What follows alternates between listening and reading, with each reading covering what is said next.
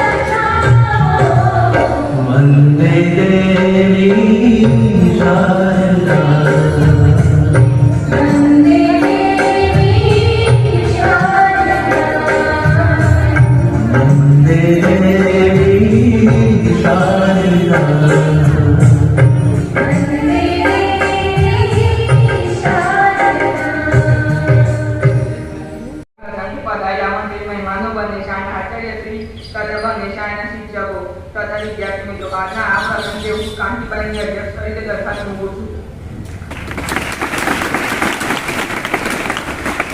અમારી સંસ્થાના પ્રમુખ શ્રી કાંતિભાઈ ભીખાભાઈ પટેલ, જેમની અધ્યક્ષ તરીકે અહીંયા વરણી કરી છે, દરખાસ્ત મૂકી છે, પટેલ મને, અને એમને હાર્દિક ટેકો આપવા માટે સોલંકી કુલદીપ ધોરણ 10 ના વિદ્યાર્થી આવશે. નમસ્કાર, ધોરણ 10 નો વિદ્યાર્થી સોલંકી કુલદીપ. આજના ઇટોદેમાં ગાંધીની ઉજવણી પ્રસંગે મને કાંતિભાઈ પટેલને દરખાસ્ત મૂકી તેને મારો હાર્દિક ટેકો આપો. Thank you. હવે આપણે રાષ્ટ્રીય પર્વ નું જે આમુખ કહેવાય એ તરફ આપણે જઈ રહ્યા છીએ. ધ્વજવંદન વિધિ. एक साथ जगहों पे खड़े हो.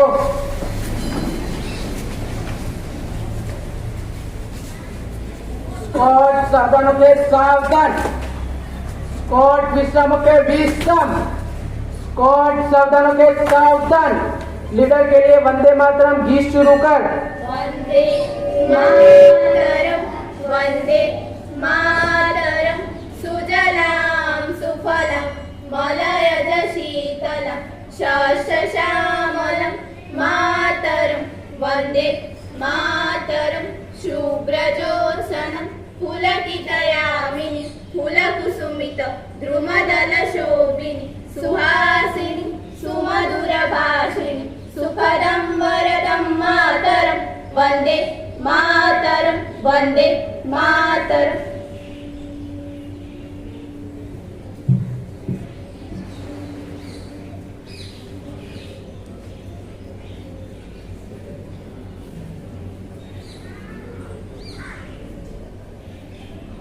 एक साथ राज्य दत्तो सलामी आम दो. जैसे थे. लीडर के लिए झंडा गीत शुरू कर.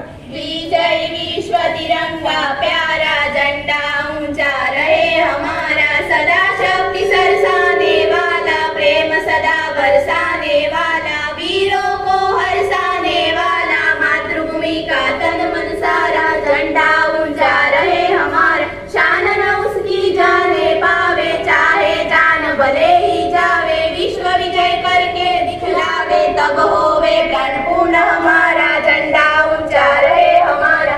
गांधी बापू हमारा आधी रोटी खाएंगे. जय जवान. गली गली में नारा है. एक साथ प्रतिज्ञा पत्र के लिए स्थिति लो. भारत मारो देश છે. ભારત મારો દેશ છે.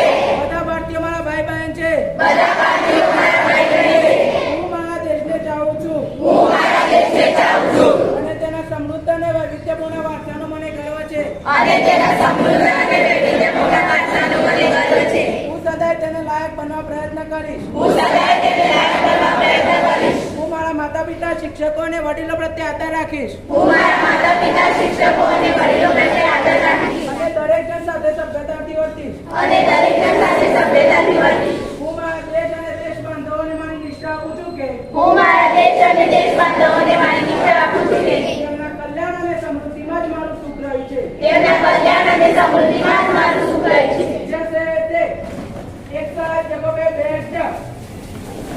અત્રે ઉપસ્થિત સમારંભ અધ્યક્ષ માનનીય કાંતિભાઈ સાહેબ, તાલુકા સદસ્ય એડી પટેલ સાહેબ, વીકે પટેલ સાહેબ, ડોક્ટર સાહેબ, શાળાના મંત્રી સાહેબ, રમણભાઈ ભૂતપૂર્વ આચાર્ય સાહેબ, રમણભાઈ ક્લાર્ક સાહેબ, કોમલભાઈ સાહેબ,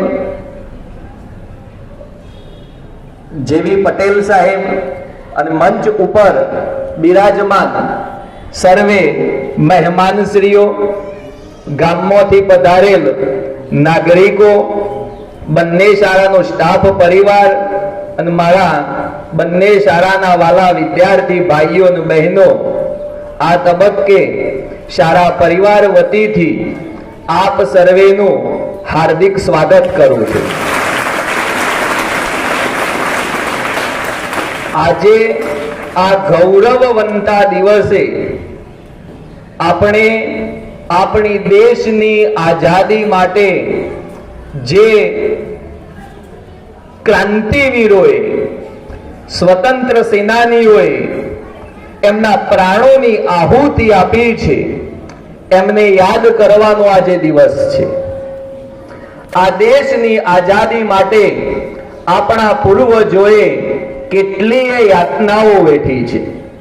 આ દેશના યુવાન ક્રાંતિકારીઓએ પોતાના જીવનું બલિદાન આપ્યું છે.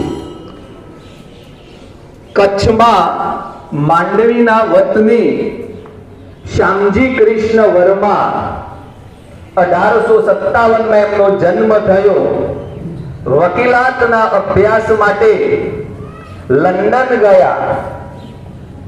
લંડનમાં રહીને પણ દેશની આઝાદી માટે એમને ચળવળ લંડનમાં પણ ચલાવી અને ત્યાં ઇન્ડિયા હાઉસની રચના કરી. ત્યાં એ ઇન્ડિયા હાઉસ ચલાવતા અને ભારતીય વિદ્યાર્થીઓને ત્યાં લંડનમાં પણ મદદ કરતા એવા વીર સાવરકર 9 વર્ષે માતાનું નિધન થયું, 16 વર્ષે પિતાનું નિધન થયું અને આવા ગરીબીમાંથી બહાર આવેલા ક્રાંતિવીર વીર સાવરકરને શિષ્યવૃત્તિ આપી એમને લંડન અભ્યાસ અર્થે બોલાવે છે અને ત્યાં રહી અને ભારત દેશ આઝાદ થાય તેવી ચળવળ એ ચલાવે છે. અને શ્યામજી કૃષ્ણ વર્માએ છેલ્લે કીધું કે ભાઈ જ્યારે મારું મૃત્યુ થાય તો મારા જે અસ્થિ છે તે અસ્થિ ત્યાંના સંગ્રહાલયમાં મૂકજો. તો ત્યાંના લોકોએ જણાવ્યું કે ભાઈ સંગ્રહાલયમાં મૂકવા માટેનો ચાર્જ છે. તો શ્યામજી કૃષ્ણ વર્માએ 16 વર્ષ સુધી અસ્થિ સાચવવાનો ચાર્જ ચૂકવ્યો અને તેઓ અસ્થિ રાખવાનું કીધું અને એમને કીધું કે મારા અસ્થિ ભલે મારું મૃત્યુ થાય પણ જે દિવસ મારો દેશ આઝાદ થાય ત્યારે સ્વતંત્ર ભારતમાં મારા અસ્થિ નું વિસર્જન કરાવજો. તો આવી દેશદાજવાળા અને 1930માં શ્યામજી કૃષ્ણ વર્માનું મૃત્યુ થાય છે. અને આનંદની વાત એ છે કે 2003માં આપણા ગુજરાતના વડાપ્રધાન માનનીય નરેન્દ્રભાઈ મોદી સાહેબે ત્યાંથી શ્યામજી કૃષ્ણ વર્માના અસ્થિ લાવી અને કચ્છના માંડવીમાં ત્યાં અર્પણ કર્યા. તો મર્યા પછી પણ જે પોતાના દેશ આઝાદ દેશમાં પોતાના અસ્થિનું વિસર્જન થાય આવી દેશ દાજવાળા ક્રાંતિવીરોના થકી આજે આપણે આ સ્વતંત્ર ભારતમાં જીવી રહ્યા છીએ. તો આ સ્વતંત્ર ભારત અખંડિત બની રહે અને આ દેશની પ્રગતિ થાય. આ દરેક વ્યક્તિની અંદર દેશદાજ, દેશ માટેની ભાવના જાગૃત થાય અને દેશની પ્રગતિમાં આપણો પણ નાનો મોટો સહયોગ રહે એવી અભ્યર્થના સાથે વિરમું છું. જય હિન્દ, જય ભારત. અંગ્રેજોને પહોંચી વળવા માટે આપણું એક સબર પક્ષ ઉભો કરવા માટે જરૂરી કોઈ મહત્વની વસ્તુ હતી તો એ હતું શિક્ષણ. કે લોકો કઈ વિચારસરણીથી આપણો દેશ ચલાવતા હતા એ જાણવા માટે એ લોકો ઇંગ્લેન્ડની અંદર અભ્યાસ અર્થે ગયા. ખૂબ ક્રાંતિકારી વિદેશની અંદર પ્રવૃત્તિઓ લોકોએ કરી દેશને જાગૃત કરવા માટે. 78માં સ્વાતંત્ર્ય સંગ્રામ પર્વની આપણે જ્યારે હોશભેર ઉજવણી કરવા જઈ રહ્યા છીએ, આઝાદીની ઝંખના કેવી હોય એક નાનકડા પ્રસંગથી આપણે સમજીએ.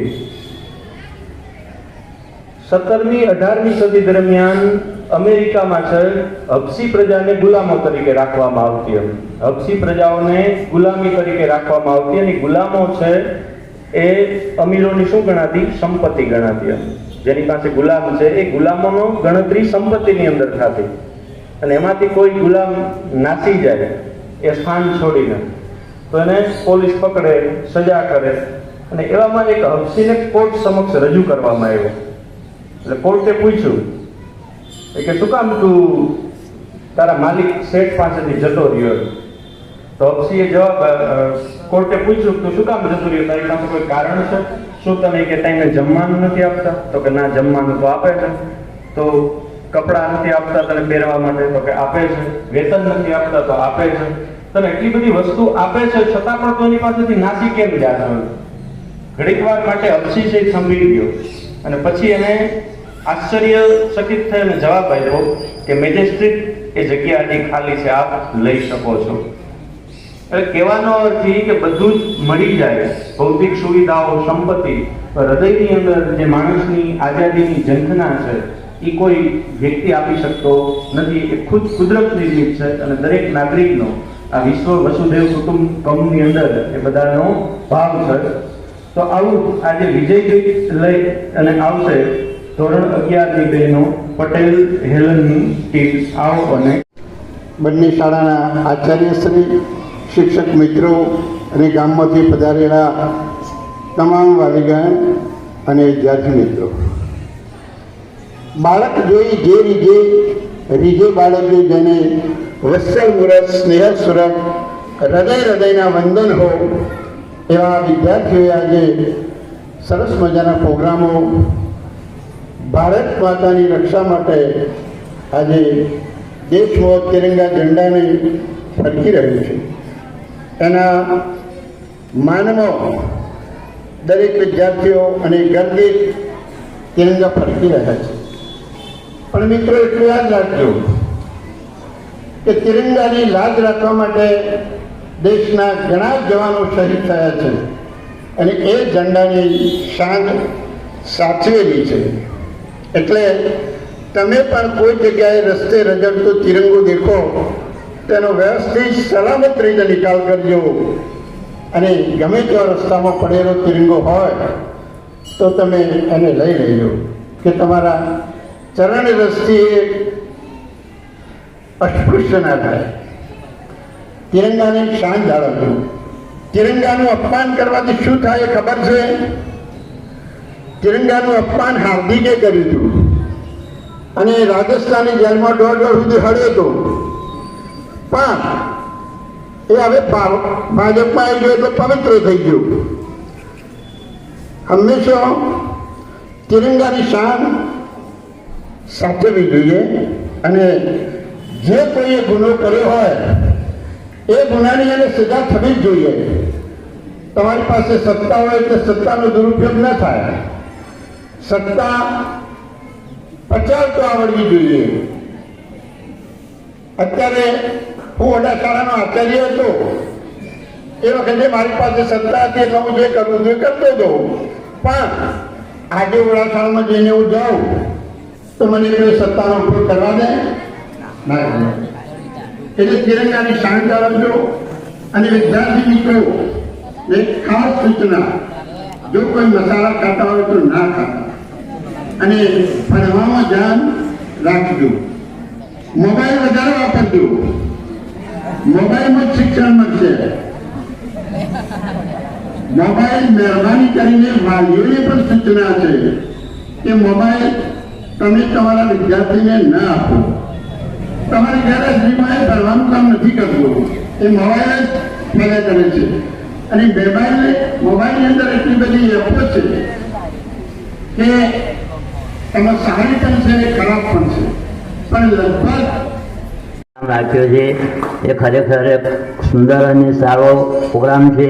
જે વિદ્યાર્થી આપણે સારા સંસ્કૃતિ પ્રોગ્રામ આપ્યા તે બદલ વંદન કરું છું. જય હિન્દ, જય ભારત.